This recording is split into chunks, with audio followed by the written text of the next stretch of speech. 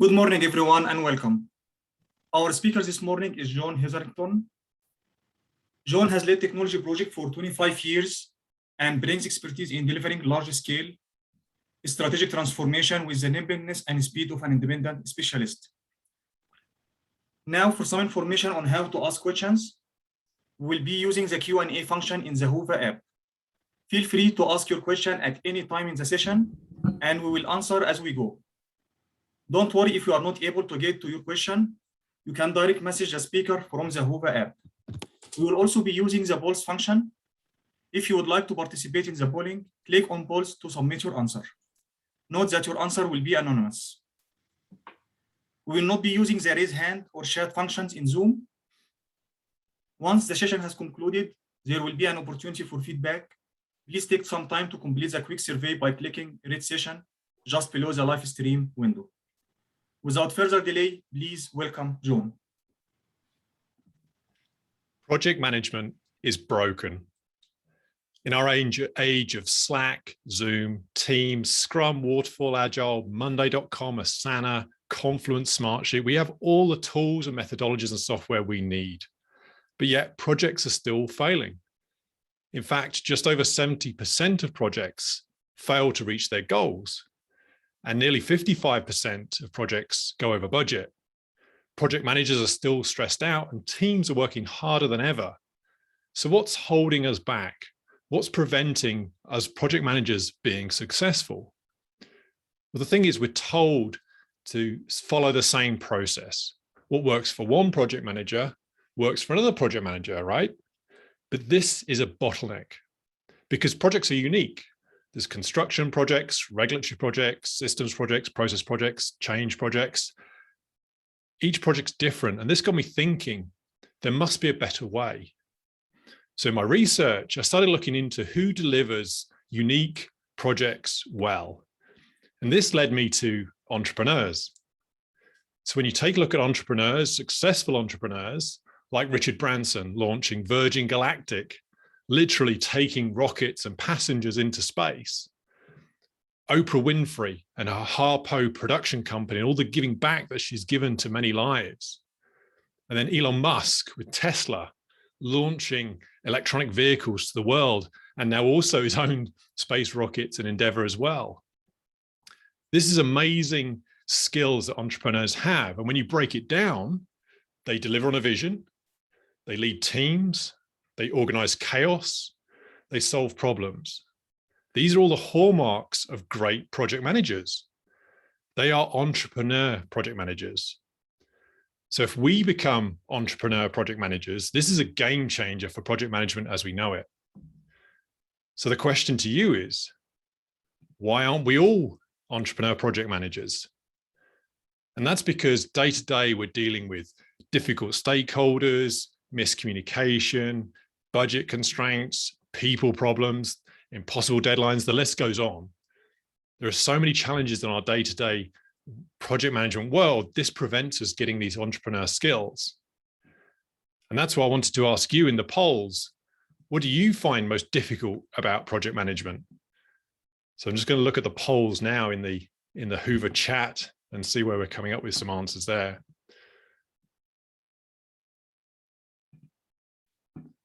So seeing the results there, miscommunication being the top one, difficult stakeholders being a close second at 30%, people problems, impossible deadlines, and other comments in the chat there. Yeah, I always like to find what you find difficult. So please comment in the chat as well. But yes, difficult stakeholders, miscommunication, two of the key ones that I find in my projects. I'm sure we all can relate to that. So the question is, what do we do about it? How do we become this entrepreneur PM that John's telling us we need to do? So here's how. I've broken it down into 3 key elements. Think like an entrepreneur, lead like an entrepreneur, and achieve like an entrepreneur. By doing this, you'll get back more time in your day, you'll control your project delivery, you'll get to ultimately get less stress in your life, and take ownership of your career. And how do I know this? John, how do you know that I can do this? Well, I've been there, I've done that. I was, as a young lad, I loved technical things. I was always into the Tamiya radio controlled cars, the Technic Lego. I was a nerd, a geek, whatever you want to call it. I love Star Wars, Battleship Galactica. I love followed process. I love reading instruction manuals, believe it or not. And so then throughout my engineering degree in computer science, I then got my project management certificate, got a certified management consulting certificate. But I found I was working harder than ever. Why isn't life suddenly easier? I have all the qualifications. I have all the expertise. Why is life project management so difficult? And the reason is I was one of the classic introverts. I typically hid behind my desk. I waited for the answers to come to me. I was an expert. I know the best. So why aren't the answers coming to me? But as soon as I realized these entrepreneur type skills, I broke out of my shell and my career really took off. And now I get to work on multiple projects at different clients and growing my career to a mid six-figure income. And now I want to share this with you. My passion is helping project managers. I ultimately want to help grow your career and boost your income. So let's dive into it. Let's get into the first of the three key traits of how you move from being a manager to a leader using entrepreneur skill set. So first, we're going to think like an entrepreneur. So I want to start here by thinking around how you can transition, even if you're just an employee project manager, to an intrapreneur, which is that entrepreneurial spirit within your company. Or as a consultant or self-employed project manager, how you can really take control of your career, pick the clients you want to work with, pick the projects you want to work with. So let's dive into how exactly that works. Firstly, though, I want to use this quote. It's not about how fast you pedal, it's about clarity. I'll let that sink in for a second. Because clarity is about how you approach your work, your projects, your activities. It's just taking that step back to think clearly about the outcome and what you want to achieve. And again, this goes back to how you think like an entrepreneur. So here's a great example. Rewind back to 1943. It's World War II. And German fighter jets are just appearing over the skies in Europe. And America desperately needed a counterpunch to fight these German jet fighters. So the US Defense Department called Kelly Johnson. He was an engineer at Lockheed. And they gave him, believe it or not, an impossible task. They said, Kelly, we want you to design, test, and deliver America's first fighter jet. And by the way, you've got 3 months. That's it, 3 months. Think about that. 3 months to deliver a fully working product is very, very difficult. More often than not, we spend more than 3 months negotiating contracts on our projects, let alone developing a fighter jet. Anyway, Kelly Johnson did it, but he did it in a different way. He approached the delivery of his project with a different delivery method, different way of thinking.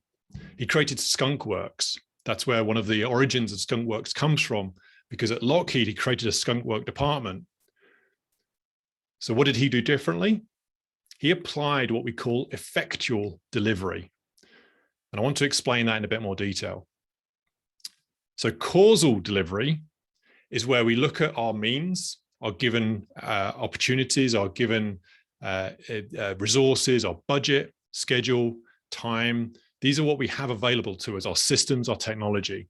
And as a result of that, we achieve a given goal. This is causal delivery. So as a result of these given means, it results in a specific outcome. This is how most projects are delivered. This is common. This is not a bad way. This is actually a good way to deliver. However, it doesn't account for different eventualities. It doesn't think about the possible outcomes. So thinking back to Kelly Johnson, his 3 months timeline for that given goal was nigh on impossible. So he had to think about it differently. He applied effectual thinking. So the difference here is that with your given means, you think about what you could possibly deliver, your imagined ends. So although he had to build that fighter jet as one given goal, he had to think, how do we deliver it quicker in 3 months? How do we approach this? And you can apply this to your own project management career, because although you have to deliver the project, because that's what you're employed to do, at the end of the day, you can also think about what else could you deliver? What, from an effectual thinking point of view, what else could you deliver? So you could develop your team more, you could develop yourself through coaching, you could share learnings about different project management aspects, you could try different project management techniques. And this was a revelation for me. As soon as you start thinking about what else you can do, it starts to open up other possibilities. A great example is, again, back to an entrepreneur, of Jeff Bezos. So when Jeff Bezos started out selling books, he quickly scaled, as we know, into Amazon. As a result, he had a lot of spare server capacity. And as we all know, he then used that spare server capacity to start off Amazon Web Services. And then from Amazon Web Services, he now has Amazon Studios. He's now producing movies. Think about that. He started as selling books online, and now he's producing movies. That's imagined ends. That's saying we will deliver the best book delivery service out there, but hey, we can deliver movies, we can deliver cloud services. There's many other things that he's the Amazon Echo. What else could we deliver? I had a similar example with my own projects back in the UK and Ireland. One of my financial services companies had to launch a credit card really, really quickly. The industry had just been deregulated. All the banks had the opportunity to suddenly launch credit cards. And the bank I was working for charged me with saying, John, we need to deliver this credit card, but we need to do it really, really quick because everyone's going to be going to market with credit cards. So my causal delivery to the given goal said that this was going to be very difficult. But what we realized is that when we stood back and said, okay, what could we possibly do here? What if imagined ends do we have? We actually realized that we could partner with a white label credit card company. And what that meant is that we could launch the credit card very, very quickly because we were just using someone else's credit card facility. But the imagined ends, the effectual thinking, meant we could also go to other markets in Europe because the white label company had markets there. We could also offer a loyalty program. We could even brand the credit cards with different graphics. There was at one point you could put your own photo onto the back of the credit card. So these were the imagined ends. So once I started to grasp that, this was a game changer for me. So let's just reiterate why that's important to your projects. Because if you have that clarity about effectual thinking and effectual delivery, it ultimately cuts through complexity. Of all of our challenges coming on our projects on a daily basis, we can then look at it in a different way. We can cut through the priorities. So when we get new requests come in, new issues, new risks, challenges with the budget, what's that clarity? What's that goal that we're working towards? And what else could we possibly do, which would then direct us away to ignore any issues and risks that aren't actually directly related to our end goal? Gives direction for your team. This is by far the most important one. If you're clear on the outcome or an imagined ends, as a result, your team is aligned. There's less confusion. There's less churn, which means you have less stress in your life because you have to spend less time going to that, as we said, that miscommunication being a challenge. We don't have to go back over and over again to figure out how to get to that goal. It's very, very clear for the team. And then finally, increases productivity. Not only are you delivering that end product goal, but you're also delivering other options, your other possibilities, imagined ends. And this will really boost your career. And again, John, you might be saying, well, that's fine, but my budget for my client is fixed. We have to do it on this schedule. And that is true. But it's not limited to just what the project is defined as. Think about the imagined ends for yourself or your teams. How can you develop? How can you learn new skills? You're doing a waterfall related project, but could you bring in some Kanban, bring in some Agile, just to try it within the project? And again, these are all skills that will grow your career and as a result, open up more project management opportunities and help grow your income. So with that, I guess I just want to recap on the knowledge just to test how you're thinking about this. So why is clarity so important? So let's go back to the polls and see where we've got there. So why is clarity point so important? So yes, most people responding there with the cuts through complexity, direction for your team, absolutely, and productivity. And then you quite rightly saw it supports non-profits. I was doing a bit of play on words there about why clarity and charity is so important. So you spotted that one. Well done. Just going to go back to the Q&A to see if there's any new questions to come up there as well. And the chat as well. I'm not seeing anything. Okay, yeah, I've got the chat for the difficulty on projects here. So yeah, explain the clarity. So Manna there saying about what's so difficult about project management. Explain the clarity to others in the project. Yes, this is again back to that miscommunication problem, is different people hear messages different ways. So unfortunately or fortunately, this is something you have to repeat over and over again. There's no one size fits all. As a project manager, I think someone asked earlier around what are the key skills of a project manager, and one of the answers I had was persistence. As project managers, we have to be persistent, and this is a great example. When you're explaining the goals to people on your project, you may have to repeat it. I think the average is 7 times for things to really be understood. And unfortunately, that's just the way, that's our role. That's our, as project managers being effective, that's what we need to do. And then, yeah, Katarzyna. So yeah, apologies if I mispronounced your name there, but yeah, listening through a filter of past experience that clouds interpretations, a challenge for project management as well. Great points. So we talked about clarity. That was number 1 of thinking like an entrepreneur. We're now going to move on to lead like an entrepreneur. Achieve is number 3, lead is number 2. So when we think about leading like an entrepreneur, this is moving as away as from a manager. Management is important. I'm not going to say that. We're not going to say you don't manage, but incorporating leadership skills will be an absolute game changer for your career. So what does that mean? It means that managers, by default, we typically focus on systems and processes and structure, whereas entrepreneurs focus on people. So this might sound really easy. Of course, we're people. We want to focus on our teams. That's obvious. But what does it look like in reality?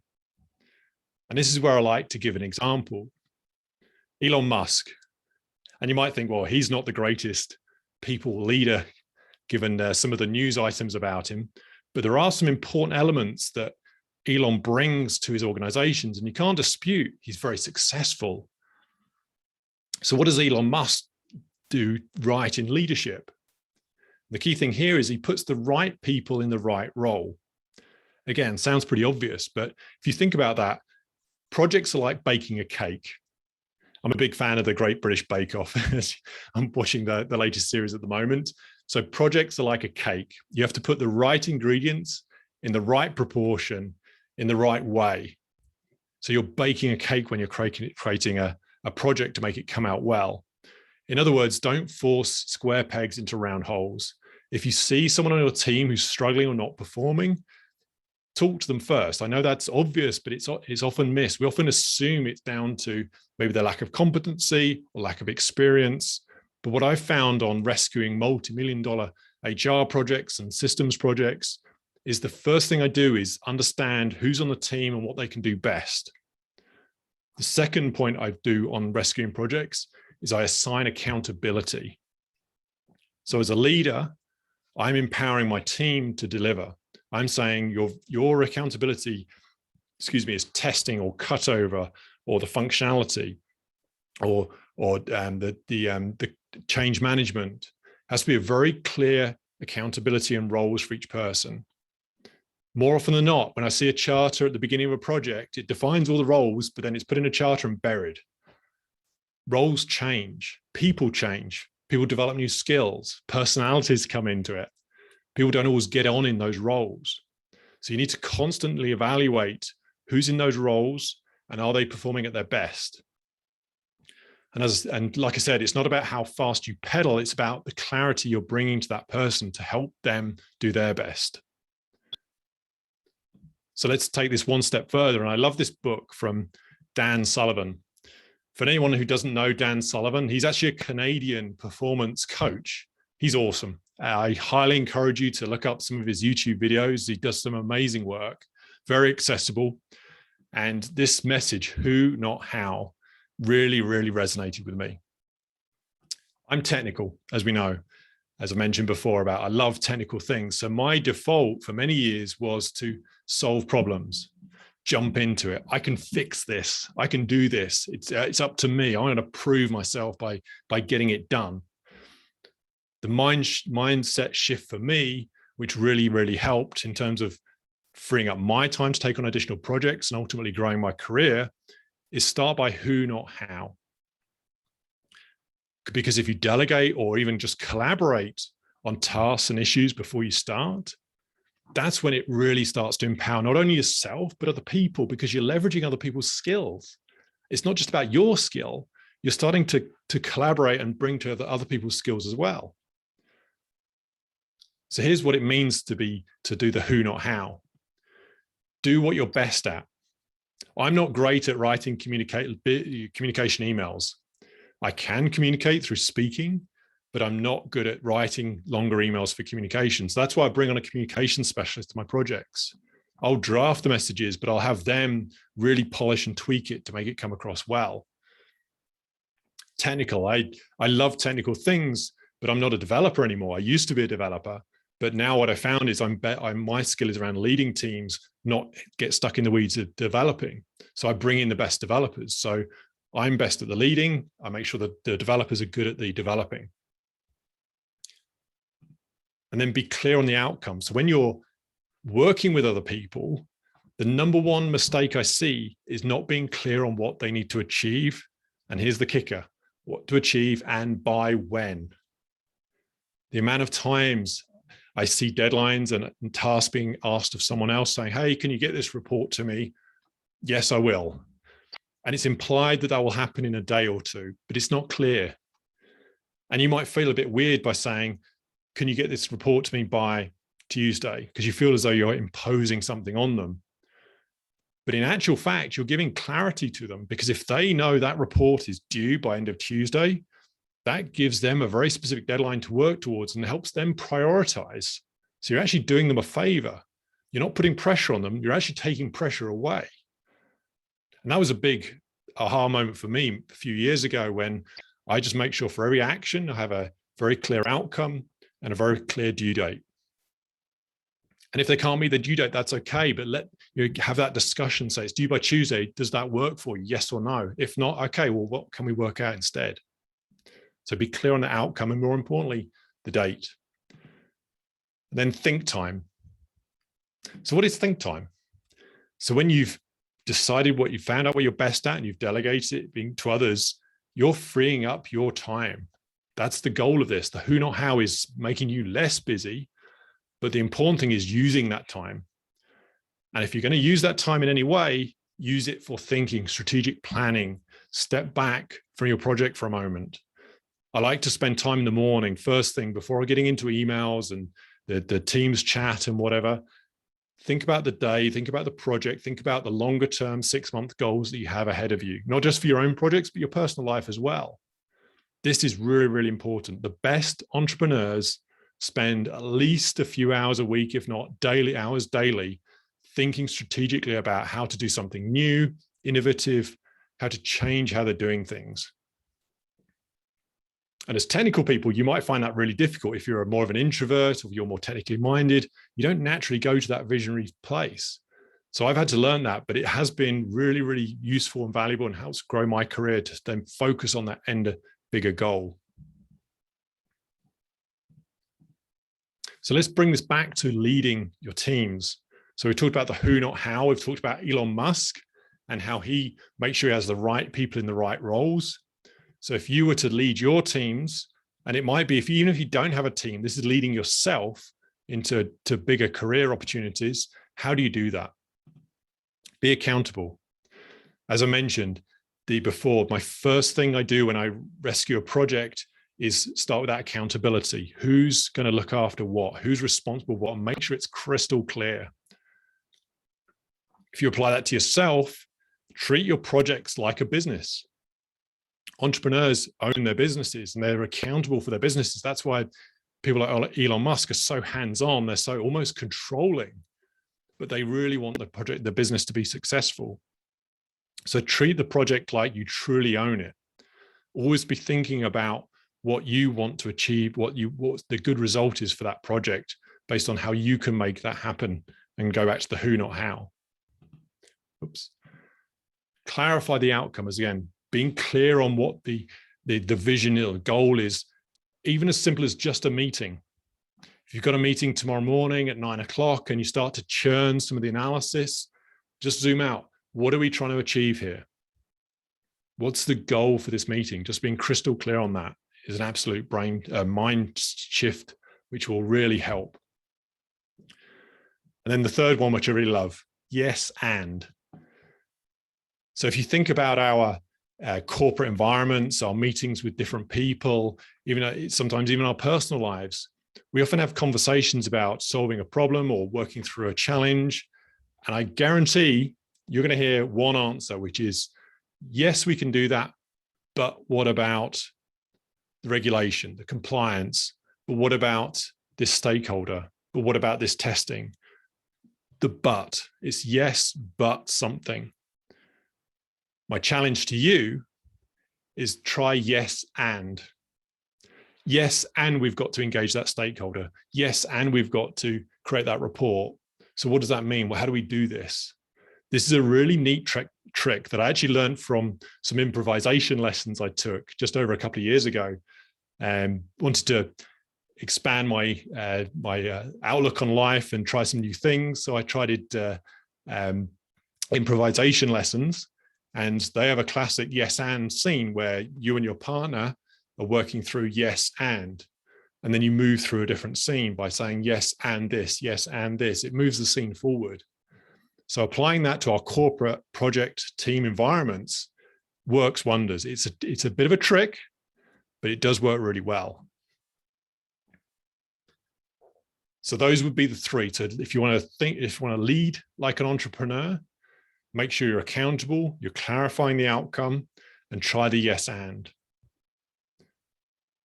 So let's just recap on that. If you want to lead like an entrepreneur, how would you do that? And we'll jump back to the polls there just to have a quick look at how people are answering that one. So yes, so be accountable, get to yes meetings, the yes and a couple of others on that. So although two people said yes, keep that. Two people said shout, keep people on their toes. So appreciate that.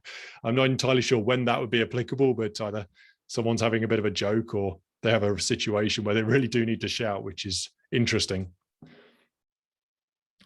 And I'm just going to go to the chat as well, see if anything else has popped up. And yeah, feel free to jump in with the chat, guys. If you have any questions that I want to dive deeper on or throw out there, just drop them in the chat and I'll come back to those for sure.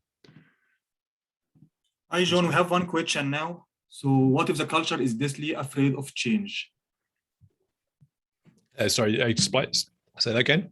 What if culture is deathly afraid of a change? Oh, what if the culture is death? Yes, interesting. Change is a huge topic. I actually do a whole presentation workshop on digital change management for change with technology projects, because technology is coming so fast at us that it's forcing change in many of us.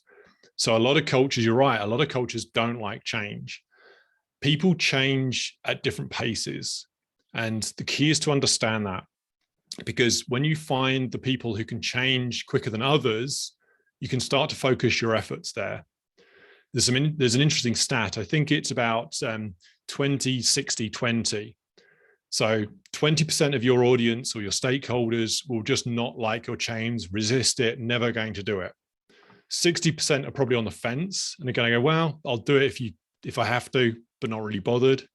And then the last 20% are full on, bring it on. I want to do this change. I'm up for it. Let's go. Your key is to find that 20% that want to do it. It's not necessarily easy, and it involves a lot of talking to people.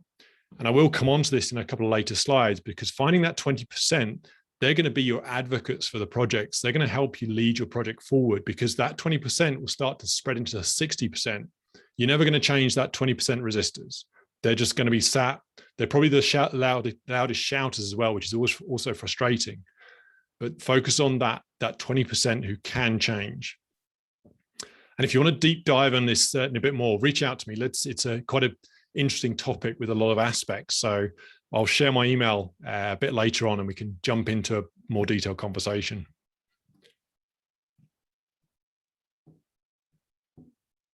Okay, I'm just checking the other questions.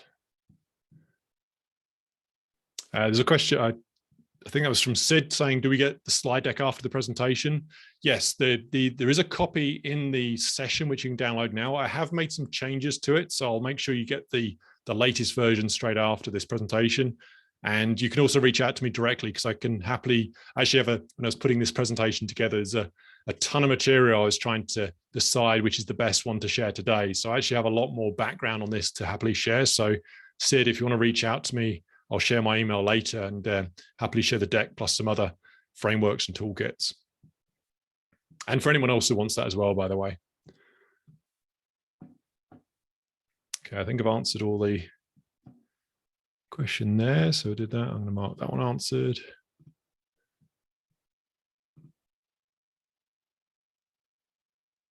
Okay, so let's keep going.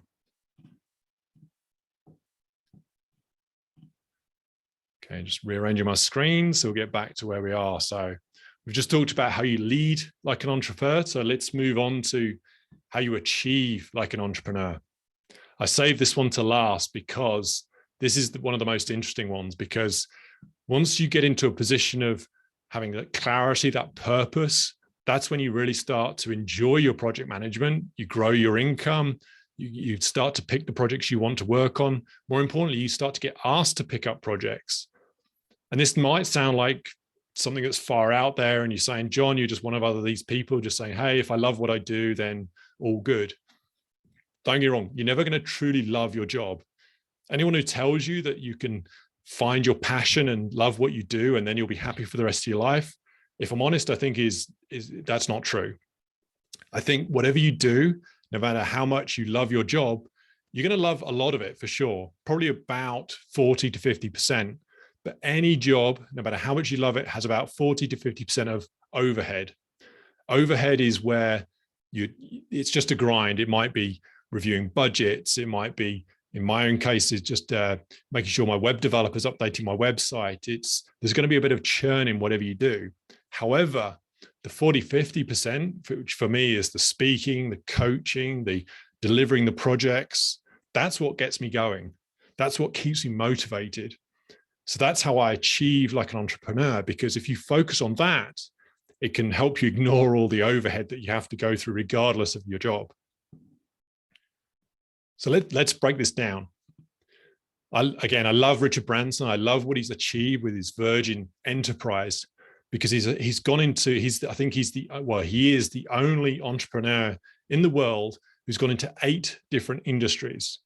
Most entrepreneurs focus on 1 or 2. He's gone into 8. He's done everything from, we know he's done the airlines and travel, but then he's also gone into gyms. He's gone into weddings. He's gone into wine, gone into banking.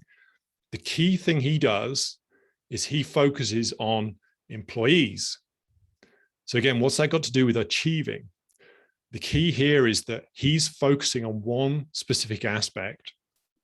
He's saying, I want to have the greatest customer service, but to do that, I'm going to make sure my Virgin company is the place to work for. I want people to love working for my company. And more importantly, once he has employees that really, really enjoy working at Virgin, they can then ask themselves, how would I want to be treated?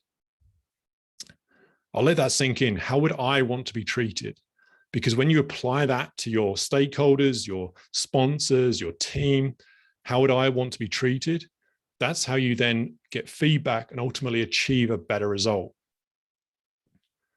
So as a result of getting that feedback, it's proven that entrepreneurs and companies are more agile, they're more customer-centric, they ultimately are more forward-thinking and more sustainable when you listen to feedback from your teams and ask them, how would I like to be treated? It shows you genuinely care about your teams. So leading on from the last session, achieving means you're going to get better results from your team. So the first step is just asking people. You don't have to ask your whole team. You don't even have to ask that many people, but just try asking a couple of people, how did that go? We had that meeting the other day. What did you get out of that? What would you want to do differently? What can I do differently? One of the key questions that I ask now, which made me feel real uncomfortable actually, but when I started asking it, it actually helped a lot. I often ask is, how are you feeling about this? Which for me as an introvert, asking someone how they feel is a bit weird. Like, am I allowed to ask about your feelings? But what I find is when I've asked it, people tell me. I was really surprised. I said, hey, how are you feeling about this? And they would give me so much good information. I've had just a little insider trick. I actually have this as a reminder on my desk. How are you feeling about this? So I remind myself to, on a regular basis, just ask my team, my sponsors, and the people I interact with, how are you feeling about this? And again, with that information, that helps me achieve a different result. So in summary, it's all about your customers' perception. Your customers, your stakeholders, their perception is your reality. And how do I know this? Because I was working on it with an insurance company in the UK, and we had to improve sales. We had to issue insurance policies much quicker. Excuse me. I was the technology lead, and my sponsor came to me and said, we need to revolutionize the sales process. We need to get insurance policies issued within 1 day. And this is back in the mid 2000s. So at that time, it took typically a month to issue a policy. So being a good technology project manager, I issued new laptops, revamped the sales process, introduced automation. We had the best sales process in the industry, worked amazingly. We launched, had a really successful go live, but the results of the sales went up, but not as much as we thought. Sales weren't increasing as much as we'd like, and we didn't know why. So we started doing some asking the customers and the stakeholders. So first I went to the sales managers and said, hey, what's going on? Are you issuing insurance policies quicker? Why aren't the sales increasing? They said, yep, we're selling policies like crazy, but the overall sales are not going up. So I then went to the customers, and I found something really, really interesting. When I spoke to the customers, I said to them, are you getting insurance policies quicker? And they said, yes. I said, does that make you happy? And they said, yes. I said, but why, what would make it really good? And they said, well, where are my chocolates and flowers? And I went, what? Chocolates and flowers? So our customers previously, when a sales agent went around or on the phone or over the internet, they were promising them an insurance policy within a month, but they'd also get a box of chocolates and a bunch of flowers when they got the policy. And that word of mouth was spreading around their friends and family. So they were selling more and more. When we did this Salesforce automation, we stopped but we didn't know we were selling, we didn't know to give them chocolates and flowers. So actually sales increased a little bit, but not as much. But when we found that we could just spend a few bucks on chocolates and flowers and we issued the policy, the sales went through the roof. It was amazing. Such a simple thing, which none of us had a clue about until we spoke to the customers.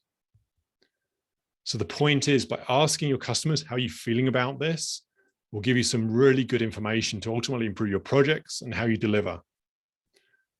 And as a result of that, not only does it help your project deliver better results, but you're actually going to have a better project, be a better project manager. So why is that? Because if you achieve customer value, you start to get advocates on your project. So what does that mean? It means your stakeholders, your customers will start to actually vouch for your project and start to help promote it. The question earlier around how do you get through a culture that resists change? Focusing on that 20%, giving them the value, making sure you're delivering true value for them. They will then advocate your project and help that change throughout the organization. They will become advocates. They will help move your project forward. And who doesn't like leverage? This is leverage. You're leveraging other people to build out your project. Next thing is your secret weapon. So if you ever get budget constraints or challenges around deadlines, if you have customers, your stakeholders fighting your corner, it's not just about you having to justify the change in scope or the new budget. Your customers are telling your sponsors that they need this.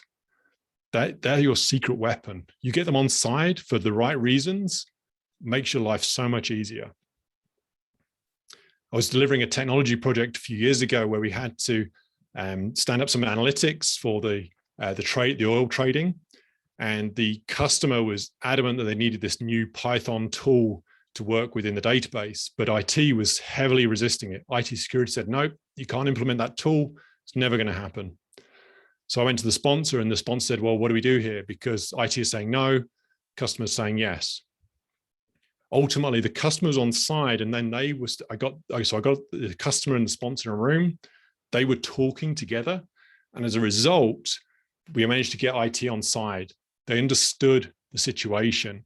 So my customer was my secret weapon to ultimately get a better result, because without this Python tool, it would nowhere near be as good a project. And then finally, vitamins and painkillers. So you might have heard the phrase that any project, customer service, any solution, any entrepreneurial endeavor should solve pain. Give them the headache tablets. Don't give them the vitamins. I actually disagree with this. I don't think it's right. I think you need to give vitamins and painkillers. And the great example is Virgin Airlines again. If you think about what Richard Branson has done with Virgin Atlantic, he solved a pain with getting across the Atlantic. I need to air travel, but his vitamins are amazing customer service. So if you combine painkillers with the vitamins, you'll have an awesome project delivery. And that's where you achieve that true customer value. So you might say, John, this is all great, but I'm really, really busy. I don't have time to talk to customers. I don't have time to get feedback. I don't have time because I'm too busy dealing with issues in my project. This is where I want to help you with stopping feeling overwhelmed. So I love Mel Robbins. She's great. If you haven't heard of her, she's again a performance coach. She does lots of YouTube videos. They're very accessible, very easy to watch. And I love this one, which is about how she helps people overcome overwhelm, how you beat overwhelm. So what we're going to do now is show you a quick video on a real quick tip on how you can achieve better organization and beat that overwhelm. So 1 second, I'm just going to share another screen here. Okay, I'm going to play this video. And so when you feel overwhelmed, what I know about you is that your brain is full of a bunch of garbage.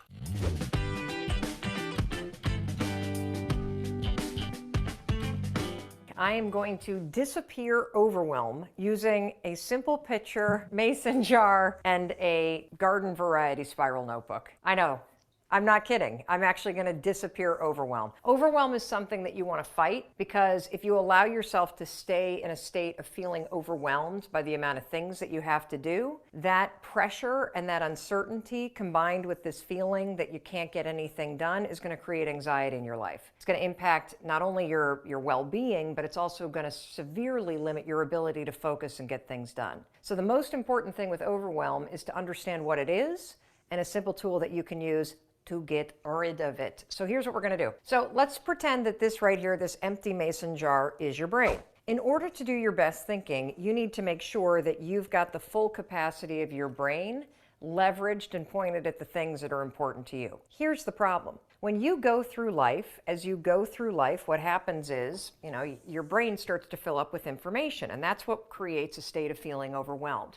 Being overwhelmed is nothing more than having a full brain. So as you go through your day-to-day life and you start checking email and looking at texts and looking at Facebook and sitting in meetings and flipping through television channels and sending emails and writing Excel spreadsheets and running and picking up the kids at work and getting another text and looking at Instagram and looking at Twitter and checking out the news, your brain gets pretty full, doesn't it? And so when you feel overwhelmed, what I know about you is that your brain is full of a bunch of garbage. And so Uh-oh. I didn't think about the draining. I hope that's not bothering you, but it's certainly going to bother me. What you need to do in order to fight overwhelm is you've got to actually do a brain dump. You got to get rid of all that stuff so that you've got an empty brain so you can focus again. So how do you do that? It's easy to do with a cup of water because you just pour it out. This is what you're going to do. You are literally going to dump out everything that's in your head onto this piece of paper. Every concern, every worry, every to-do, everything that's bothering you that you're thinking about, you're going to write down.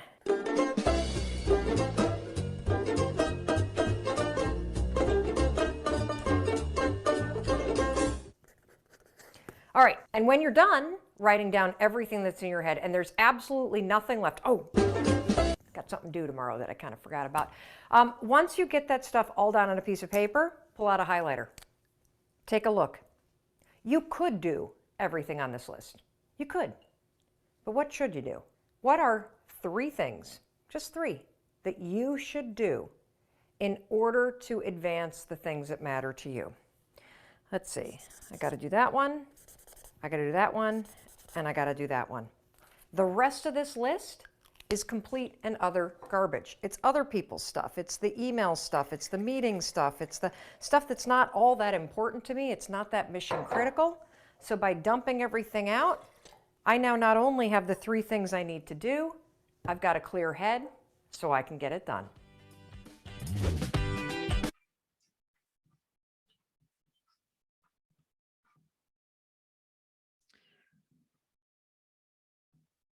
So I hope that was useful, because again, it's how do you deal with overwhelm? How do you deal with that too many things coming at you? And I love this. I do this on multiple times a day. In fact, now I start in the morning, just dumping down everything I need to do for the day. And by the way, writing it is better than typing it. Typing it is better than nothing, but I do encourage you to physically write it down. There's something cathartic about getting your pen and paper and really connecting with your thoughts. And then just identifying those top 3. Really, really powerful. So I wanted to share that quick tip with you because I know a lot of you are busy, stressed, lots going on. So just trying that on a daily basis is something that's really easy to do. And I found it really effective. So let's recap, because we've gone through those 3. We went through thinking like an entrepreneur and how we ultimately make sure that we have effectual delivery. So causal delivery is great, but think about what else you could achieve through effectual delivery. We talked about the lead like entrepreneur, and remember that who, not how. Dive into things for sure, but always think about who can help me with this? Who can I collaborate with? Who's better at this than me? And then achieve like an entrepreneur, having that customer perspective. Because if you're meeting your customers, your stakeholders' value, you know your project's going to deliver a good result. So I'm going to pause now for a quick check of the Q&A and any questions that have come in. So let's have a look there and see what's come in. So, yep, Sid said journaling probably has the same effect as this one. Yeah, this is journaling's the next level on, and again, journaling is very powerful. Definitely encourage that as well. There's actually a more advanced version of that prioritization by another coach that I often listen to, which is Brendan Burchard. He does the prioritization of projects, and I can happily share that with people as well if you wanted to reach out to me. Yeah, mine's Daryl there saying about the mind dump and previously mind sweep definitely helps. Yep, thanks, Daryl. And then Manon said there about the love-hate relationship. We talked about that overhead, that 40-50% overhead to pure joy in any job. And Manon was asking about that love-hate content of a job also applies to entrepreneurship. And she said it'd be interesting to understand how entrepreneurs deal with the hate content of their work. And that's where the love, the passion, the energy part ultimately drives you forward. So I'll summarize that really quickly. If you're getting more energy out of something than you're putting in, then you know it's good. I'll say that again. If you're getting out more energy than you're putting in, then you know you're on the right path. The trick is you may have to try different things, and you have to be persistent. You can't just switch day to day on different things and go, oh, I don't like doing this, I don't like doing this, or I love doing this. You have to give some things some time because you have to change and so you have to try some things out, see how it works. And sometimes it's a mindset shift about how you approach work. And hopefully these 3 tips will help as well. And Les Gold there as well. Brendan Bouchard's coaching. Yeah, definitely love that. Les there as well. Okay, I'm just going to jump to the Q&A to see. Okay, so Renato said, overwhelm is my biggest problem, but what if we're trapped with the stuff we can't unload? Yeah, this is a difficult one as well, because we need to look at that who, not how. There is ultimately going to be things that we do need to deal with. And if you truly have too much on your plate, then tough as it is, you're going to have to say no to some things. What I've learned is that perceived deadlines are not always real deadlines. So often when we have a lot of things that we can't get rid of, sometimes going back to the person who's expecting it or the amount of work we have on our plate, going back to the person and saying, look, I really want to get to this. It's important to me, but I have some other things. Can we talk about when this is due? So again, going back to that stakeholder, that customer or the sponsor or whoever's expecting it of you, and just saying, hey, is there some options around when it's delivered and also what is delivered? Be clear on exactly what they're expecting, because sometimes I know I've done this as well, is I've overcomplicated a delivery.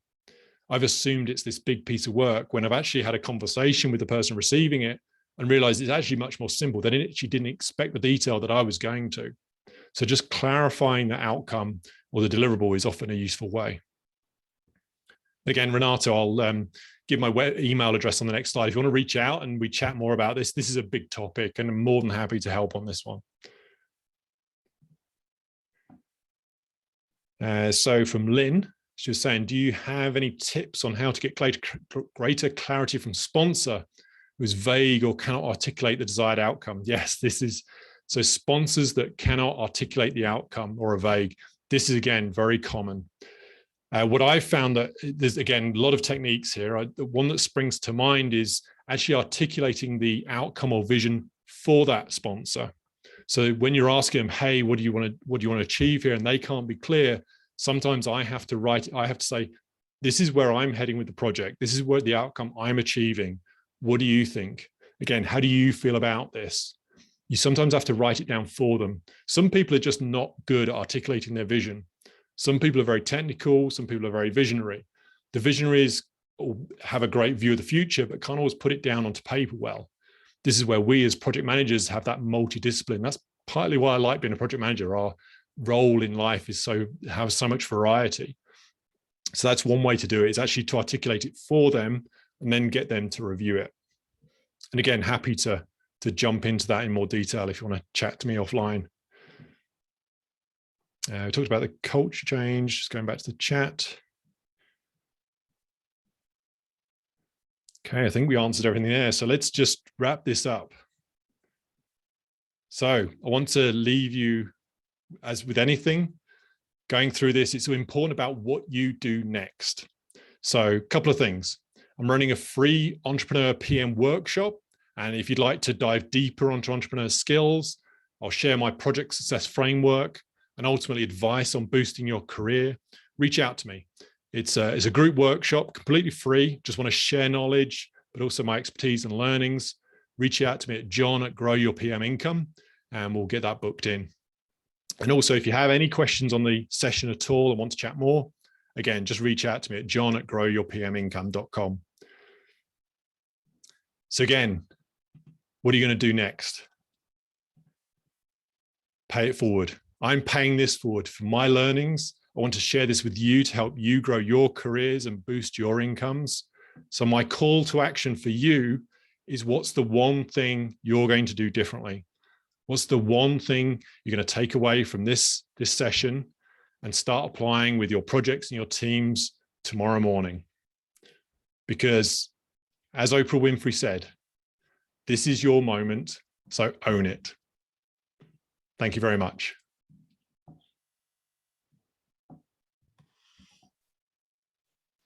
Thank you, John, for your great presentation. Yes, exactly, this is our moment now. So in behalf of PMI SAC and our attendees, we would like to thank you for your great presentation again. Just a quick reminder that videos will be emailed for everyone after the end of the day. So, and you have 6 months to rewatch the recording. I think there is greater information and you can watch it again and again for the next 6 months. And we once again would like to let you know that we have more other speakers coming soon. So just take your time now for navigating our calendar and our session and pick your next session. And see you again in your next session. Thank you, John, again. Thank you very much, guys. Appreciate it. Have a great rest of the day.